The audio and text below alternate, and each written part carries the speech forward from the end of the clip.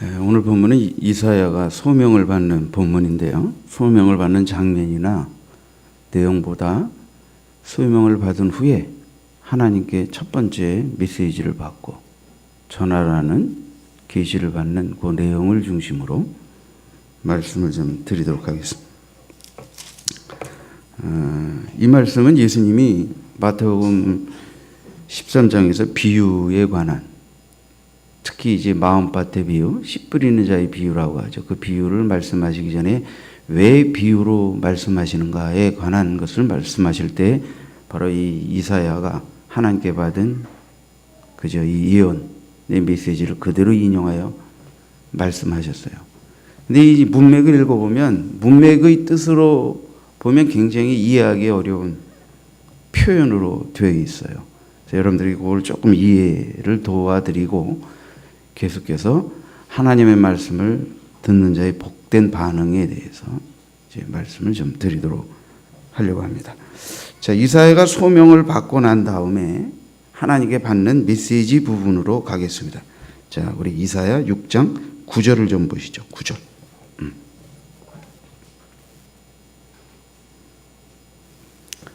자, 이 9절에 보면 여호와께서 이르시되 가서 이 백성에게 이르기를 너희가 듣기는 들어도 깨달지 못할 것이요 보기는 보아도 알지 못하리라 하여. 자, 이 이사야가 소명을 받고 하나님께 첫 번째 이제 메시지가 임하는데 모든 메시지는 내용이 있죠. 그죠? 근데 이사야가 하나님께 소명받고 받은 첫 번째 메시지가 내용이 없어요. 내용은 있는데 내용이 아니야. 어떤 의미에서 보면 하나님의 말씀을 듣는 백성들이 결국이 어떻다 하는 것을 알려주는 계시예요. 계시. 그게 뭐예요? 가서 이 백성에게 이르기를 너희가 듣기는 들어도 깨달지 못할 것이요 보기는 보아도 알지 못하리라. 그러니까 듣기는 듣는데 깨달지 못한다. 깨달지 못한다. 듣기는 듣는데 깨달지 못한다. 세속적인 말로 맑게 잘 못 알아듣는 사람 보고 뭐라 그럽니까? 뭐라고 그러던데? 뭐라고 그러죠? 나도 들어보긴 했는데, 그래서 그런 말 함부로 쓰지 마세요. 잠깐 난리 납니다. 응? 맞나요? 맞게 쓰이는 거지. 내가 맞게 인용했는지 모르겠는데, 원래 내가 속담을 잘 인용을 못 해가지고, 사모님한테 맨날 혼나고 지적받고 그러는데, 원래 맑게 못 알아듣는 사람 보고 그 말 쓰나요? 맞아, 틀려, 빨리 좀 얘기 좀 해줘 보세요. 맞는 것 같다 그러네. 여러분, 세상 말로도 이 좋은 표현은 아니죠. 속어인데 닭대 같은 놈 하면 아주 그냥 열받아. 열동 터지니까 그렇게 말하는데 듣는 사람도 열동 터지는 소리예요. 그렇지 않습니까? 어떤 누구를 향해, 특히 우리 자식을 향해 우리가 그렇게 말한다면 얼마나 속 터져서 그 말 하겠어요. 근데 또 그렇게 들으면 또 기분은 뭐 좋겠습니까? 여러분의 말씀에 뉘앙스의 이해를 돕기 위해서 제가 이런 표현을 쓰는 거예요. 하나님이 지금 한글식으로 따지면 이 백성이 내가 말해도 맑기도 못 알아듣는 다 같은 놈들이다. 이렇게 말씀하시는 거예요.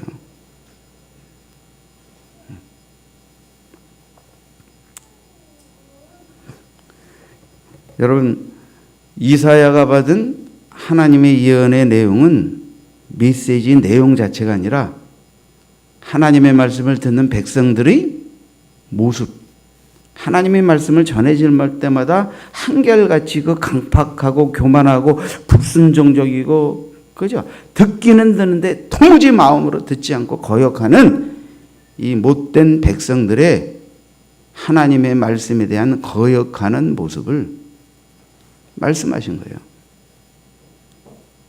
자, 그 다음 절 보시죠. 10절. 이 백성이 마음을 둔하게 하며 그들의 귀가 막히고 그들의 눈이 감기게 하라 염려하건대 그들이 눈으로 보고 귀로 듣고 마음으로 깨닫고 다시 돌아와 고침을 받을까 하노라 하시기로. 이제 사명이 나옵니다. 전할 메시지를 말하고 난 다음에 이제 넌 가서 그들에게 어떻게 행하라 하는데 이게 납득하기 어려운 표현이에요. 어떻게 하나님이 선지자에게 이런 식으로 말씀하실 수 있을까? 이제 이걸 이해를 못하게 되면 그렇게 들을 수도 있는 표현이 나옵니다. 그게 뭐냐면 이 백성의 마음을 둔하게 하라는 거예요. 이 백성의 귀가 막히게 하라는 거예요. 이 백성의 눈을 감기게 하라는 거예요. 원래 하나님의 말씀은 뭐예요? 듣지 못하던 귀를 열고 보지 못하던 눈을 열고, 그죠? 닫혀있던 마음을 열고 뭐 이런 게 말씀을 전하는 이유 아닙니까?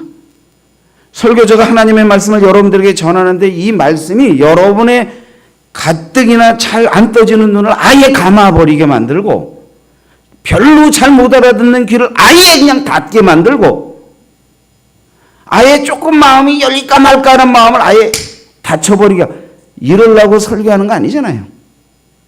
눈이 더 떠지고 귀가 더 열리고 마음이 더 열리고 이러려고 말씀 전하는 거 아닙니까?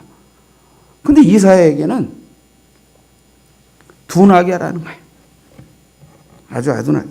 이 둔하게 하라는 건 하나님의 은혜의 말씀을 전혀 깨달지 못하게 하지, 지각하지 못하게 하라는 거예요. 막히게 하라. 알아들을 힘이 약해서 어떤 깨달음도 갖지 못하게 하라는 거죠. 감기게 하라. 모든 하나님의 말씀의 뜻을 보지 못함으로 모든 통찰력을 상실하게 하도록 하라. 그러니까 표현만 다르지 결국은 뭐예요? 알아듣지 못하고 깨달지 못하게 하라는. 아니 선지자의 무슨 사명과 역할이 알아듣지 못하고 깨달지 못하게 하고 통찰하지 못하게 하라. 이렇게 부름받으면 누가 선지자 일 하고 싶겠습니까? 제가 하나님 앞에 소명을 받을 때 너는 가서 이 백성에게 하나님의 말씀을 전하는데 네가 전해봤자 못 알아들을 거다. 깨달지 못할 거다. 전해나 마나다. 그러니까 넌 가서 외치되 더 마음이 굳어지게 하고 눈이 감기게 하고 귀가 닫히게 하라. 하나님이 나에게 그렇게 소명을 주셨다면 얼마나 답답한 소명입니까?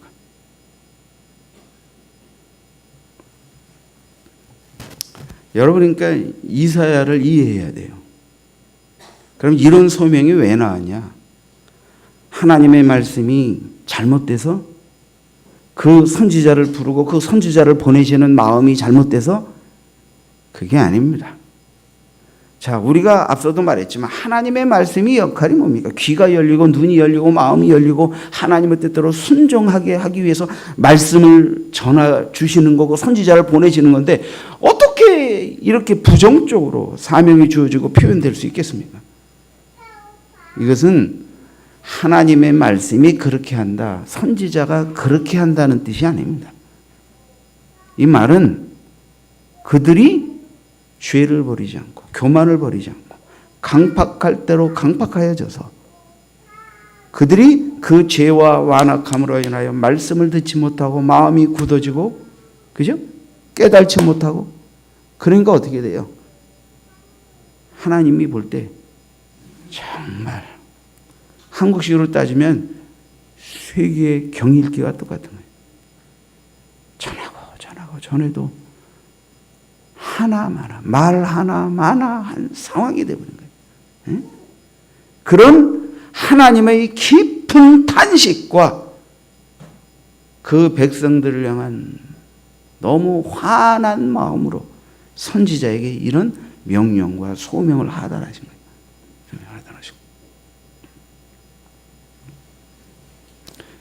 여러분 예수님도 이 이사야의 예언을 그대로 인용하셨어요. 그럼 이 말 뜻은 무슨 말씀입니까? 예수님이 오셔서 구원자로 오셨는데 진리를 전하러 오셨는데 눈을 감기게 하고 귀도 감기게 하고 마음도 다치게 하고 깨달지도 못하게 하고 그럼 예수님이 이사야처럼 그렇게 하려고 오셨습니까? 이사야가 그렇게 하려고 선지자로 부름받은 것입니까? 이것은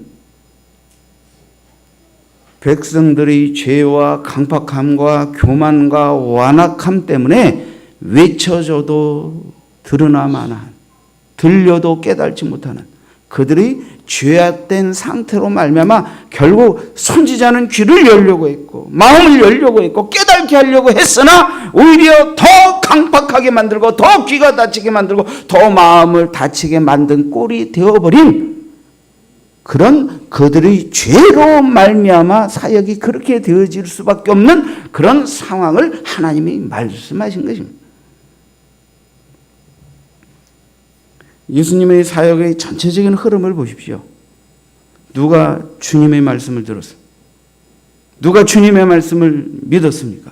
누가 주께 회개하고 돌아왔습니까? 물론 전혀 회개하고 돌아오지 않았다고 볼 수는 없지요. 그러나 주님이 말씀을 전하고 이적을 행하시고 치유를 행하시고 귀신을 쫓으시고 그분이 행하신 사역에 비해서 그분이 십자가에 돌아가시고 수많은 군중들이 성난 폭도로 변하는 상황을 놓고 볼 때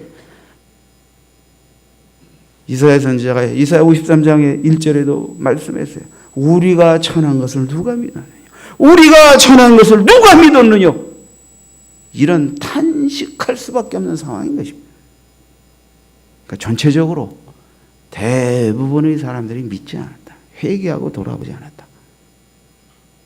그럼 그걸로 끝이냐? 그렇지는 않아요. 자, 맨 끝부분을 보시죠. 그러니까 이사야가 답답해서 하나님 그럼 그들이 어느 때까지 못 듣고 어느 때까지 못 깨닫고 어느 때까지입니까? 물은 거예요 이제 하나님께. 그러니까 하나님 답변하십니다. 11절 하반절에 주께서 대답하시되 성읍들은 황폐하여 주민이 없으며 가옥들에는 사람이 없고 이 토지는 황폐하게 되며 여호와께서 사람들을 멀리 옮기셔서 이 땅 가운데에 황폐한 곳이 많을 때까지니라. 멸망한다는 거예요. 멸망하고 이 땅의 백성들이 많이 죽고 일부는 포로로 잡혀간다. 그때까지다. 13절에 그 중에 10분의 1이 아직 남아 있을지라도 이것도 황폐하게 될 것이다. 것이나 밤나무와 상수리나무가 배임을 당하여도 그 그루터기는 남아있는 것 같이 거룩한 씨가 이 땅의 그루터기니라 하시더라. 그러니까 뭐예요? 정말 초토화된다. 초토화된다. 근데 한 가지 희망적인 것을 말씀하시는 거예요. 상수리나무, 밤나무가 잘렸어요. 끝난 것 같죠. 그 그루터기, 그 뿌리가 남아있다. 그래서 당장은 잘렸어. 근데 그 그루터기가 다시 자라서 언젠가 열매를 맺게 될 것이다. 그러면서 뭐예요?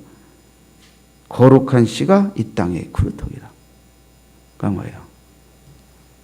멸망한다는 거예요. 포로 생활을 한다는 거예요. 그러나 하나님이 그들 중에 남은 자, 그들 중에 그루터기, 그들 중에 극소수이지만 하나님의 말씀을 듣고 거룩한 씨를 잉태하고 있는 자, 그들을 통하여 다시 하나님이 하나님의 백성을 일으킨다 하는 하나님의 소망의 메시지가 여기 담겨져 있는 것입니다.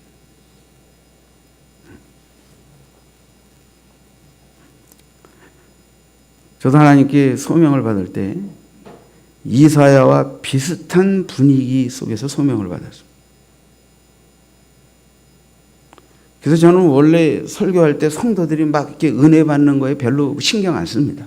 왜? 제가 소명 받을 때 이미 네가 전하는 말씀은 대부분의 사람이 안 들을 것이다 하는 것을 계시받았기 때문입니다. 저도. 그럼 뭐하러 부름받아서 말씀 전합니까? 네가 전하는 모든 말씀은 대부분 안 듣는다. 근데 소수지만 알아들을 자가 있다 하는 거예요. 있다 하는 거예요. 누가 알아듣느냐? 남은 자. 하나님이 거룩한 그루터기. 그들이 알아듣는다 하는 거예요. 알아듣는다.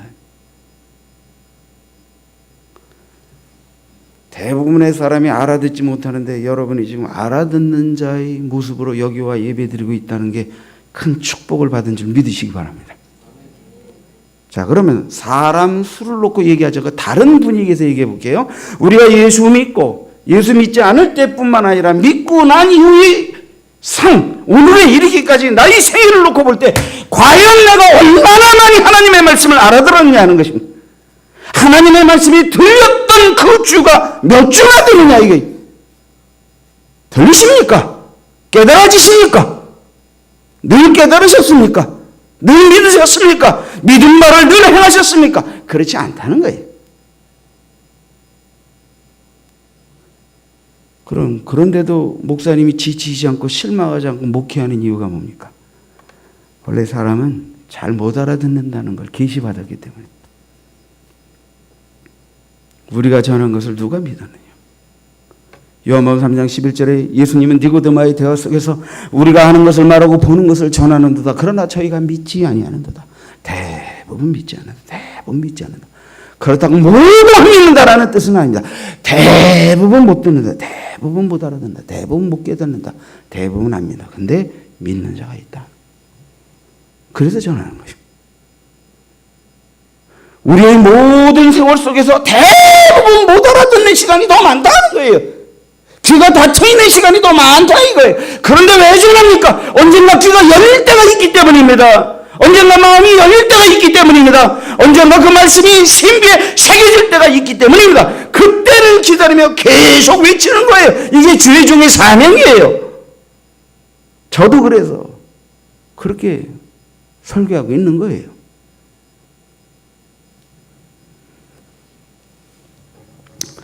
여러분 어때요? 이사야가 받은 소명이 들을 때 답답하잖아요. 어떻게 하나님이 이루실 수 있냐? 근데 그게 아니잖아요. 제가 여러분에게 이제 알아듣기 쉽게 설명을 드렸어요.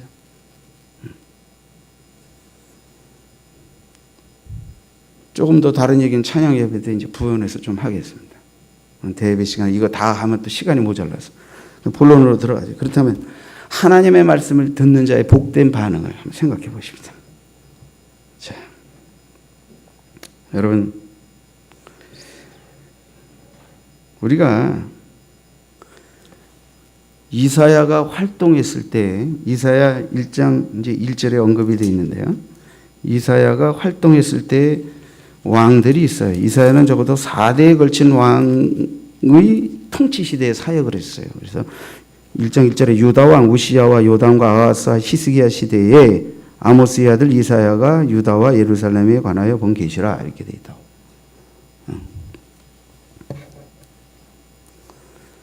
이사야를 통해 하나님의 말씀을 들었던 왕들. 자, 왜 왕들에 대해서 생각하냐면 이사야는 궁중 선지자로서 왕에 대하여 조언하고 예언했던 선지자이기 때문에요.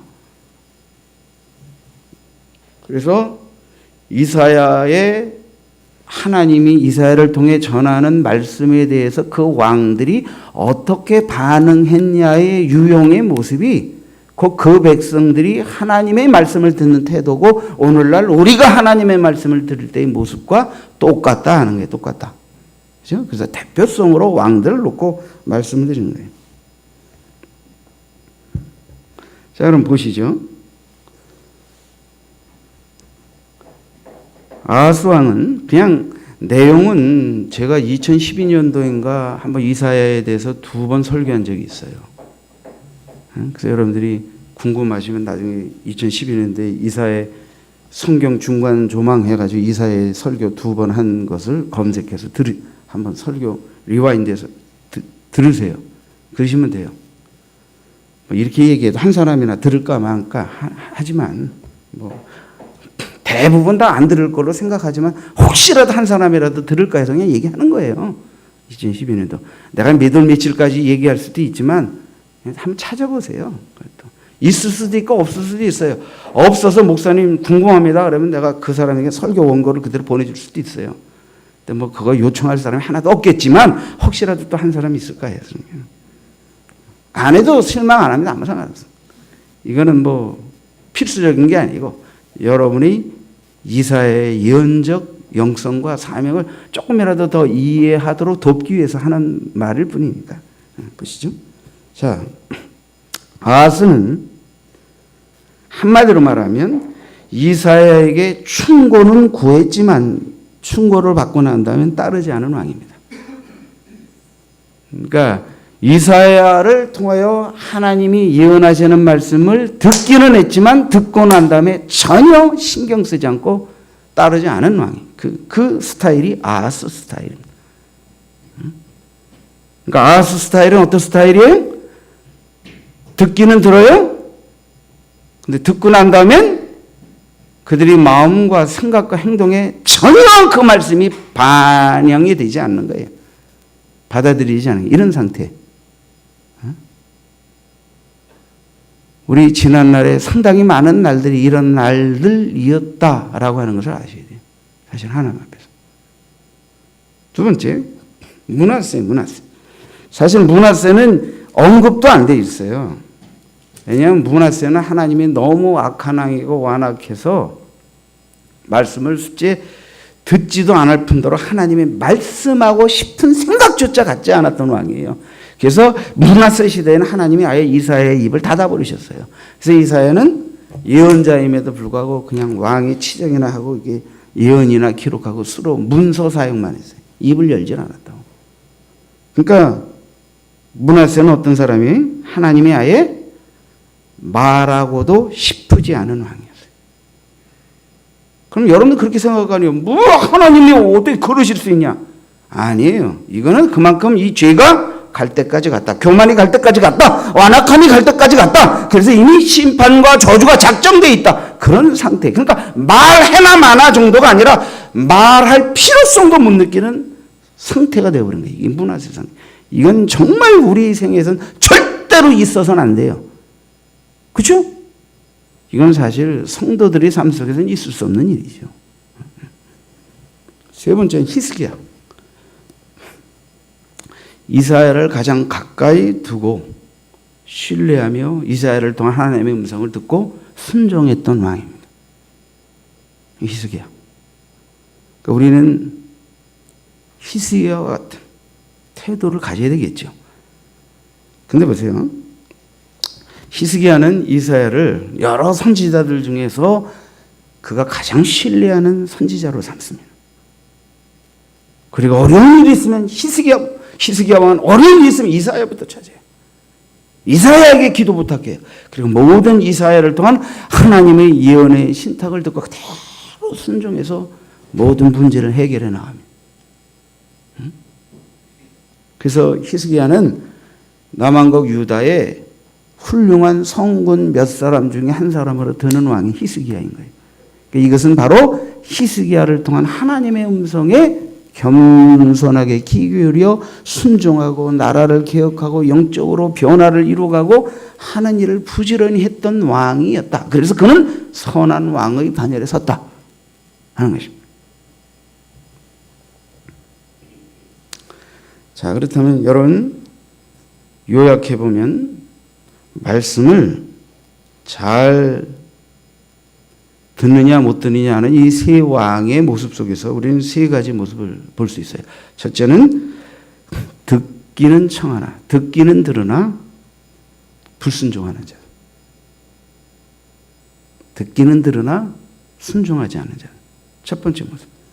두 번째 모습은 아예 듣기를 원치 않고 하나님도 말씀하고 싶어 하지 않는 자들. 세 번째는 자, 그럼 히스기야는 처음부터 말씀을 잘 들었습니까? 항상 잘 들었습니까? 그건 아니에요. 히스기야 왕에 관한 기사를 열왕기상하 역대상하에도 있지만 이사야서에 이사야가 히스기야 왕과 관계를 맺으면서 예언했던 장면에 관한 기사가 이사야서에도 있습니다.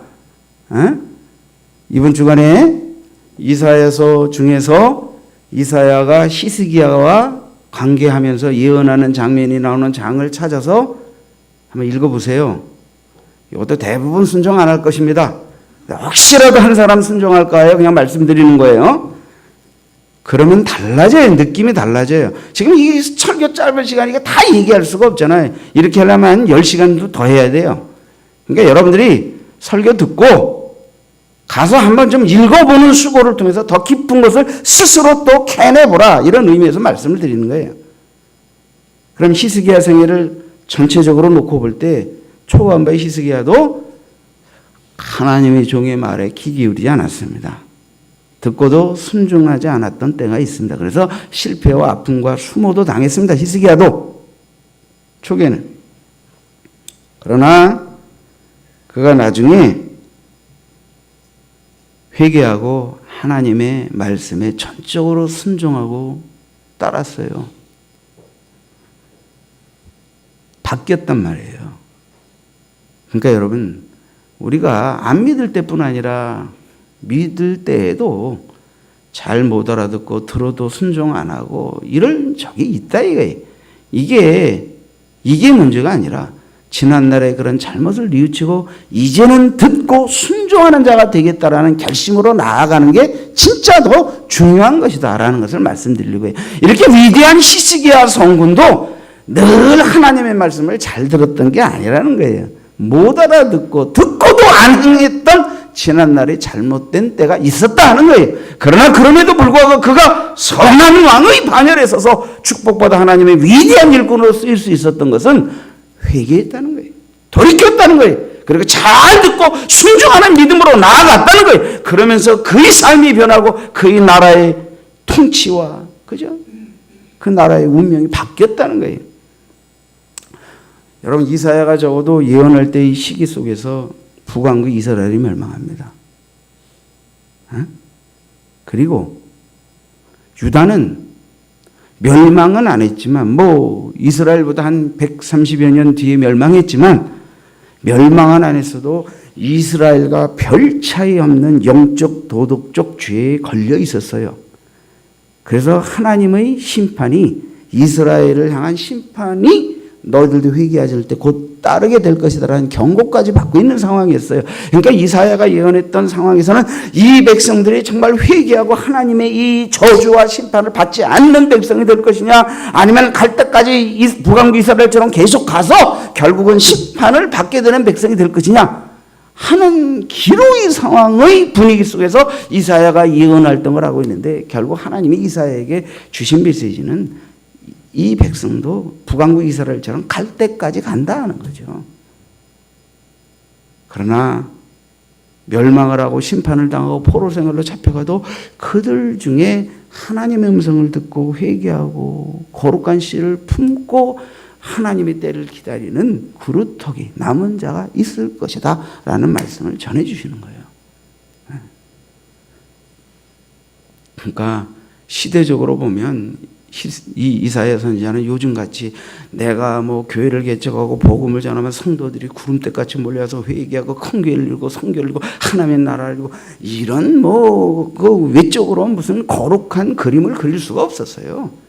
나는 그냥 소명을 감당하지만 대부분 알아듣지 않고 오히려 내가 전한 말씀이 그들의 불순종의 증거가 되어서 오히려 하나님의 저주와 심판의 근거가 되는 말씀은 돼도 그들을 회개케 하고 돌이키게 하는 말씀은 되지 못한다는 걸 이사야는 너무나도 잘 알고 있었어요.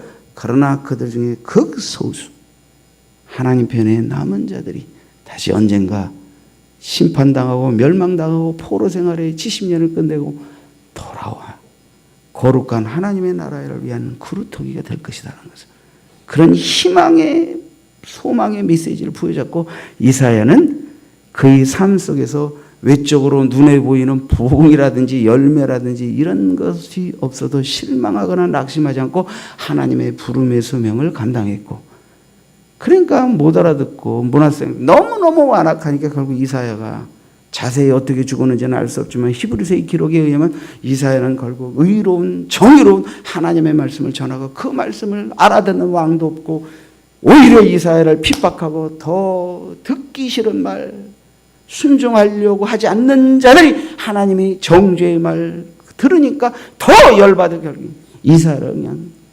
몸뚱아리를 잘라 죽여버리는 이런 짓을 하죠. 그러니까 결국 이사야는요, 말씀을 전하고 헌신해서 열매를 얻은 게 아니라 그 말씀 때문에 그 자신이 핍박받고 결국 몸이 잘려 죽는 고통을 당합니다. 고통을 당합니다.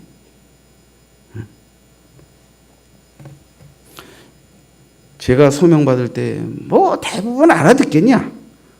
우리가 아는 것을 말하고 본 것을 증거하나 대부분 못 알아듣고 깨닫지 못한다 하고 주님도 탄식하시며 그러나 너는 나는 것을 말하고 본 것을 증거하라고 저에게 소명을 주셨어요.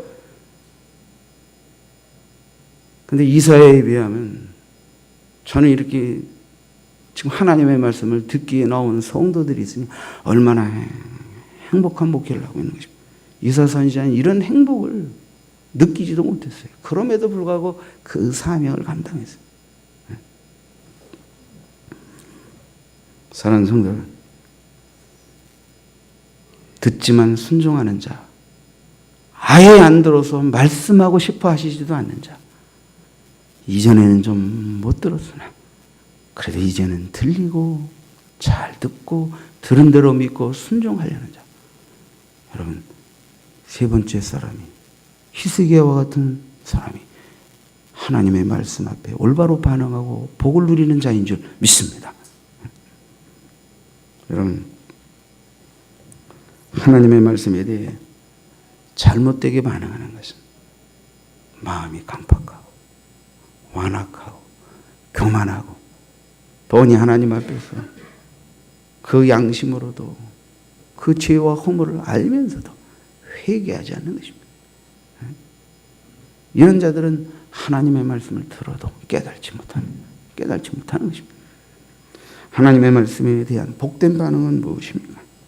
이사야 선지자가 소명받을 때 이 백성은 듣기는 들어도 깨달지 못한다고 했는데 진짜 듣기는 들어도 깨달지 못하게 하려는 사역을 위해서 부름받아서 평생 일한다고 하면 얼마나 슬픕니까?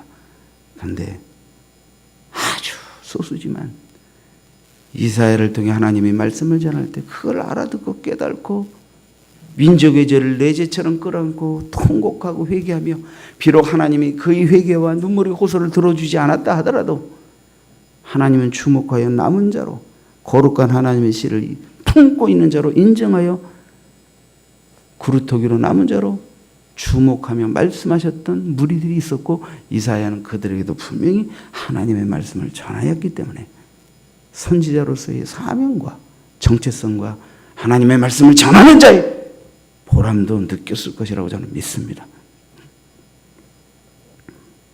여러분, 예수님은 비유로 말씀하시면서 마태복음 13장 9절에 귀 있는 자는 들으라 하셨어요. 귀 있는 자는 들으라. 요한계시록에 예수님은 아시아 7교회에게 말씀하실 때 귀 있는 자는 성령이 교회들에게 하는 말씀을 들을지어다 그랬어요. 들을 귀 있는 자는 들으라. 성령이 교회들에게 하시는 말씀.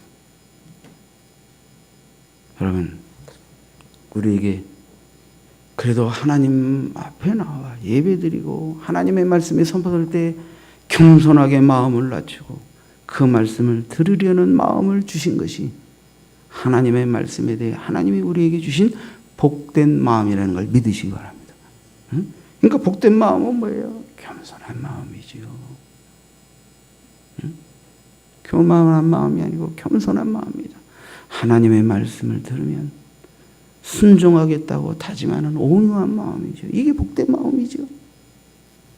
이런 마음으로 하나님 앞에 나오면 말씀이 들립니다. 그 말씀이 깨달아집니다. 그리고 그 말씀이 내 입술로 고백되어지고 내 행동을 움직이면서 순종을 낳는 것입니다. 이런 반응을 통하여 하나님이 어떻게 돼요? 없는 자는 있는 것도 빼앗고 있는 자는 더 준다 그러셨어요. 그게 무슨 뜻입니까? 말씀을 깨닫고 말씀을 순종하고 그 마음에 그 행동에 그 입술에 말씀이 있는 자는 하나님이 더 깨닫게 하시고 더 행하게 하시고 더 복을 주시는데 들어도 행치 않고 아예 안 들으려고 하고 그런 자는 어떻게 해요? 있는 말씀도 빼앗아 버리신다. 이 뜻입니다. 여러분, 있는 것도 빼앗기는 자 되지 마시고 있기 때문에 더 주고 싶어서도 더 말씀을 풍성하게 여러분의 귀에 여러분의 눈에 여러분의 마음에 안겨주시는 복을 누리는 축복된 사람들이 되시기를 축원드립니다.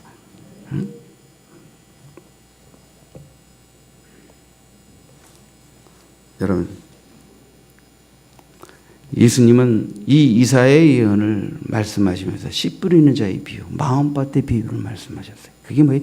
길가밭, 돌짝밭, 가시덤불밭, 옥토밭. 길가밭은 굳은 마음입니다. 이사야 선지자가 말했던 마음입니다. 말씀을 던져도 전혀 새가 와서 채갑니다.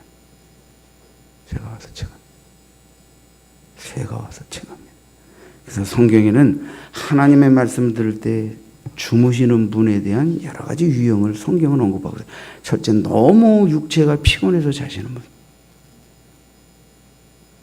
요건 그래도 용서할 수 있습니다. 불쌍히 여길 수 있어요. 근데 깊은 잠이라는 의미 있는 표현이 나와요. 영적인 잠. 영적인 잠. 이미 하나님이 주신 말씀에 대한 불순종에 걸려 있고 회개치 아니하고 하나님 앞에 정직하게 나오지 않음으로 인해서 어떻게 돼요? 말씀이 들려지지 않는 거예요. 그렇게 되니까 깊은 잠. 마귀에게 속박당하여 말씀이 들리지 않습니다. 요나가 잤던 잠이에요. 여러분, 될 수 있으면 설교 시간에 안 자는 게 좋습니다. 왜냐하면 자면 설교자는 여러분을 둘 중에 하나로 파악하게 되면 너무 피곤했든지 영적인 잠을 자고 있든지. 될 수 있으면 후자 쪽은 아닐 거라고 믿습니다. 그렇게 생각해 봅니다. 왜? 설교자가 답답해지니까. 그러나 목회의 연륜과 경험상 영적인 잠을 자면 여러분이 아무리 여기 나와 예배드려도 설교가 안 들립니다. 아셨습니까? 안 들리는 겁니다. 그러니까 설교가 들리는 자, 설교가 깨달아지는 그런 심령의 복을 받아야. 이게 복 중에 복입니다. 이게.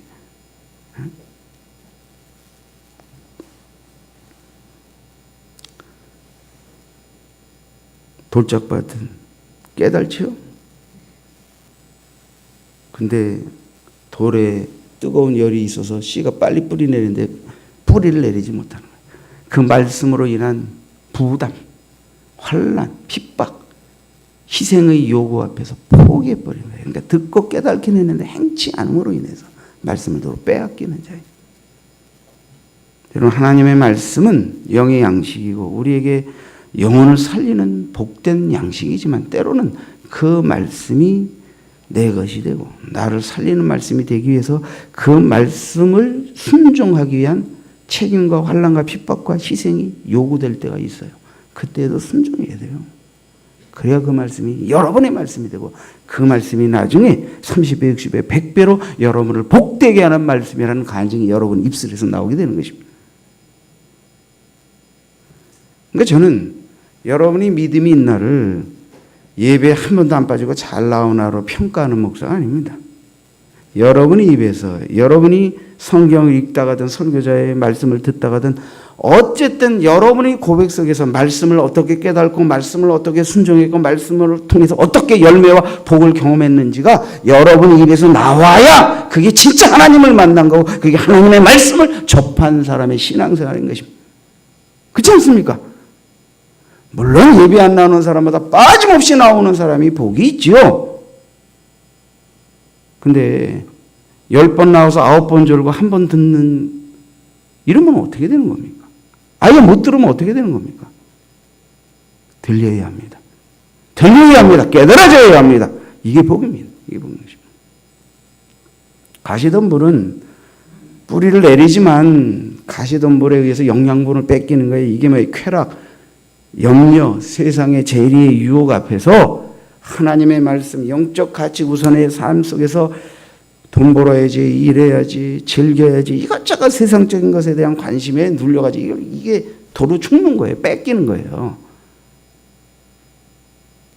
그러나 옥토에 떨어진 하나님의 말씀은 그 말씀이 뿌리 내리고 자라는데 요구되어지는 희생과 인내와 환난을 다 거치고 이겨서 30배, 60배, 100배의 열매를 맺는 옥토에 떨어진 씨. 이게 바로 뭐예요? 하나님의 말씀이 들려지고 깨달아지고 순종되어지고 어떤 희생과 환난 앞에서도 그 말씀을 순종하는 것에 거역하지 않고 계속해서 말씀에 순종함으로 나가는 자들이 결국 그 말씀으로 말미암아 30배, 60배, 100배의 복을 받게 되어지는 상태에 이르는 이게 바로 하나님의 말씀을 바로 듣고 복된 마음으로 반응하는 자의 모습이다. 이걸 말씀하시기 위해서 예수님도 이사야서의 예언을, 이사야가 소명받을 때 받았던 말씀의 내용을 인용하셨던 것입니다. 자, 말씀을 맺겠습니다. 저는 말씀을 맺으며 이사야가 하나님의 말씀을 전하는 선지자이기 전에 그도 하나님의 말씀을 듣는 자였다는 거죠. 그럼 그가 하나님의 말씀을 들을 때 어떤 모습을 보였는가? 그게 오늘 본문에 나와 있습니다. 일일이 설명은 하지 않습니다. 이미 본문 다 읽었으니까 몇 가지 단어로 함축하겠습니다. 우리는 이사야 6장에 이사야가 우시아 왕 죽던에 국가적인 운명과 여러 가지 암울한 상황, 백성의 죄 이런 걸 끌어안고 하나님 앞에 회개하고 통회하고 자복하며 성전에 나가 기도할 때 하나님의 임재 속에서 하나님의 음성을 듣게 됩니다. 하나님의 임재를 만날 때 이사야는 어떤 모습을 보였습니까? 하나님의 음성을 듣기 전에 하나님의 음성을 듣는 자로서 이사야의 하나님 앞에서의 그의 말씀 앞에서의 그의 모습, 태도가 어땠습니까? 경외, 하나님을 두렵고 떨림으로 대했습니다. 하나님이 두렵고 떨리고 경외하고 존경하는 분이니까 그분이 말씀하실 때도 청중하게 듣는 것입니다. 그러니까 성도가 그래서 원래 말씀의 은혜를 받으면 하나님도 사랑하지만 말씀을 전하는 통로가 된 목사도 사랑하게 돼 있어요. 왜? 하나님이 목사의 입을 통하여 나에게 은혜를 주셨기 때문에 그분도 귀하게 여기고 사랑스러워 보이는 거예요. 이뻐 보이는 거예요. 그래서 목사는 그럴 때 조금 사랑을 받는 겁니다. 그에게는 겸손함이 있었습니다. 통회함이 있었습니다. 우리가 누구를 보내고 누가 우리를 위하여 갈고 하나님이 던지신 말씀하실 때 내가 여기 있나이다 나를 보내소서. 그는 하나님의 요구 앞에 아주 단호하고 용기 있게 헌신을 다짐합니다. 하나님 말씀하시니까 자기 자신의 삶을 그냥 내던집니다. 그대로 헌신합니다. 그 길은 어떤 길입니까? 결국 몸뚱아리가 두 동강이 나는 순교자에게 그 길은 어떤 길입니까? 외쳐봤자 대부분 안 듣는 외면과 핍박과 조롱을 받는 길입니다. 한때 히스기야 왕 때는 즐겁게 선지자로서 흥분된 사역을 감당했던 시절도 잠깐 있었지만 대부분은 그러지 못했습니다. 저는 하나님 앞에 이렇게 다짐합니다. 저도 여러분들과 즐겁게 교제하며 살고 싶습니다. 저는 여러분들과 불편한 관계, 여러분과 싸우는 관계로 목회하고 싶지 않습니다. 저는 여러분들을 사랑합니다. 여러분이 어떤 모습이든 사랑합니다. 그러나 여러분이 부분적으로 불순종하고 거역하고 있는 것까지 사랑하지는 않습니다. 제가 여러분들에게 말씀이 무겁고 표정이 무겁다고 목사님이 나를 사랑하지 않는 거야 라고 오해하지 마시기 바랍니다. 나의 불순종하고 하나님 앞에 거역하고 있는 어떤 부분에 대한 하나님이 무거운 마음을 전달하려는 사랑하린 표현으로 여러분들이 이해하는 은혜가 있기를 축원드립니다. 그럼 영원히 삽니다. 그러면 여러분들이 은혜를 회복합니다. 그러면 여러분들은 치료받습니다. 그러면 여러분들은 희세와 같이 하나님의 큰 능력과 축복을 체험할 수 있게 됩니다. 여러분, 제가 여러분들에게 어떤 목사가 되었으면 좋겠습니다. 저는 여러분들이 원하는 목사가 될 수 없습니다. 저는 이사야의 부름을 충분히 이해합니다. 그의 사역에 백분지 만분질도 쫓아갈 수 없는 부족한 종이지만 그러나 저는 이사야의 소명을 이해합니다. 주님이 저에게 부르실 때 그 소명의 뉘앙스 속에서 저는 상당히 많은 거역과 저항과 불신앙과 완악함을 이미 하나님이 저에게 깨닫게 하셨기 때문에 그래서 저는 많이 인내합니다. 많이 기다립니다. 그래야만 돌아오고, 그래야만 들리고, 그래야만 순종해 나고, 그래야만 믿음이 자랄 수 있기 때문입니다. 저도 그렇게 컸습니다. 그래서 여러분의 지혜는 좀 미워할 수 있겠지만 여러분이 아직 못 알아듣는다고 거역한다고 미워하지 않습니다. 그냥 때를 기다리며 계속해서 말씀을 드릴 뿐입니다. 여러분, 우리는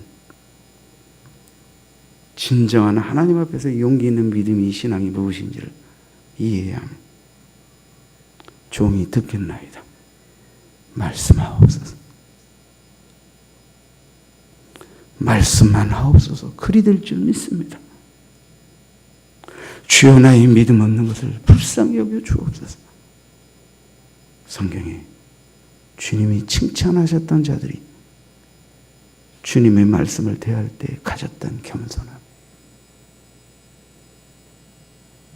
믿음의 고백들입니다. 이런 고백이 하나님 앞에 예배에 나오고 말씀을 들을 때, 성경을 읽을 때 하나님을 향하여, 주님을 향하여 여러분이 드릴 수 있는 겸손하고도 온유하고도 용기 있게 순종을 결심하며 하나님께 다가가는, 말씀 앞에 반응하는 복된, 축복된 여러분의 마음이기를 주의 이름으로 축원드립니다. 기도하겠습니다.